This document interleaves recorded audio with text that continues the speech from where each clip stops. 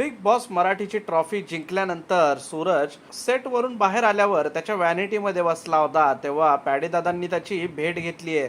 त्याचबद्दलची एक post पॅडीदादांनी social मीडियावर share केली आहे.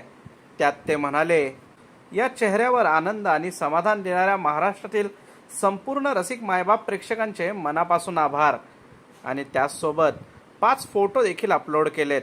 या फोटोजमध्ये पहिल्या फोटोत त्याला हक करताना दिसतोय, तर दुसऱ्या फोटोत ट्रॉफी पंढरीनाथ कांबळे यांच्या हातात देताना दिसतोय आणि शेवटच्या फोटोत दोघं एकत्र ट्रॉफी घेऊन उभे असताना फोटो काढलाय.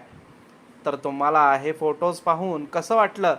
तसंच सूरज आता बिग बॉस मराठी जिंकल्यानंतर तुमच्या काय भावना आहेत कमेंटमध्ये सांगा.